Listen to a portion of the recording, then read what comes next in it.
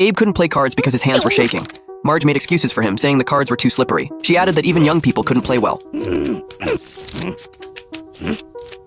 So Abe decided to divide his inheritance equally among them. He gave each person an average of $50. In fact, this wasn't even enough to cover the interest on Bart's loan shark debt. The Simpson family immediately took the money to the mall. Marge said Grandpa allowed them to spend the money freely. At this point, Bart had already paid someone to walk up the down escalator for an entire day. Marge wanted to buy a handbag, but the designer collaboration was too expensive for her to afford. Then she happened to see a $50 bag, so she immediately took the bag to check out. But the cashier reminded her that the bag was $500. Marge didn't want to lose face in front of the other women, so she took out her card and bought the bag despite the pain. $500? That's like 10 dead grandpas! Marge told Homer not to worry. She said she would return the bag the next day, but Homer softened. He said Marge could enjoy carrying the bag for a while, so they went to an upscale restaurant. The waiter saw they were dressed casually and seated them by the restroom.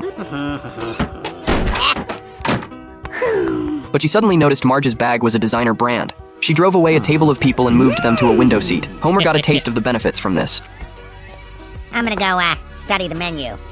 Lisa hadn't spent her money yet. She wanted to donate it to charity, so she spent a long time carefully choosing. At this point, Homer stood up to get food. Marge was afraid the bag would get dirty and couldn't be returned, so she stayed at the table. Wiggum had already mobilized to grab food. Marge waited a long time, but Homer didn't come back. She felt a bit hungry and could only get up to find food. She constantly protected the bag to keep it from getting dirty. Then she saw the coat check, but when she saw the attendant's freshly painted nail polish, she immediately refused and asked Homer to take her home. Homer said he'd go back after eating one more shrimp. He picked up the shrimp and bit into it. The sauce splattered right onto Marge's bag. Boy, I bet that looked cool in super slow motion. Too bad we saw it in regular motion. At this time, Lisa met someone in Springfield who needed help. Nelson had posted a video online. He hoped someone would donate money to support him in making and selling custom bicycles. Lisa didn't think twice and donated to him directly. Later, she came to Nelson's house. Nelson bragged to her that someone donated money to help him in his time of need. Lisa was very happy to hear this and wished him success. Right after that, Martin came to him to customize a bicycle. Nelson successfully got his first job in life. The next day, Marge came to return the bag. She emphasized that she hadn't used it. I believe this stranger! After inspection, the attendant refunded her money. Marge finally breathed a sigh of relief. Check and mate. Homer suddenly realized they could enjoy things without spending money. So he proposed buying things they couldn't afford, then pretending to be angry and returning them for a full refund. Then the entire store would be their closet. Nelson sent a thank you video to the anonymous donor. He was now making a lot of money. He could take his mother to high-end restaurants to enjoy themselves. Oh, please, you're not at work. In the evening, Homer invited Lenny and Carl to his house. When they entered, he wouldn't let them step on the Gucci carpet. Homer had bought a house full of high-end furniture and appliances. He also showed off his jacuzzi. This day, Lisa came to see Nelson. Nelson thought Lisa wanted to get back together with him because he had money now. Dolph called it.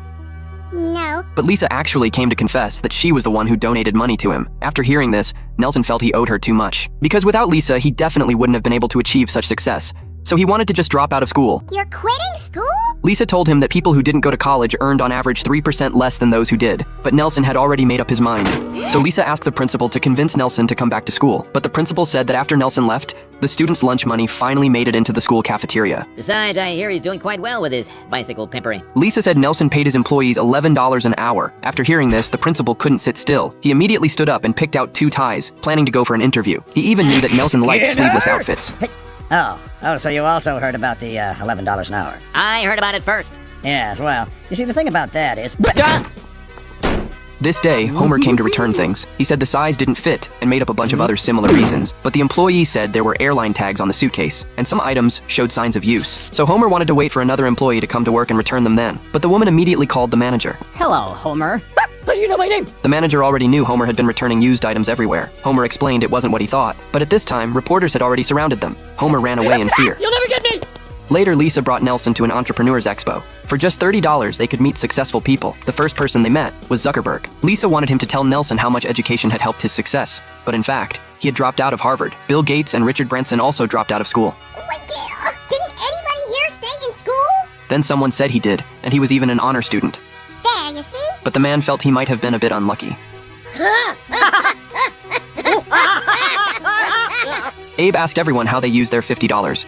Marge said she learned a valuable lesson.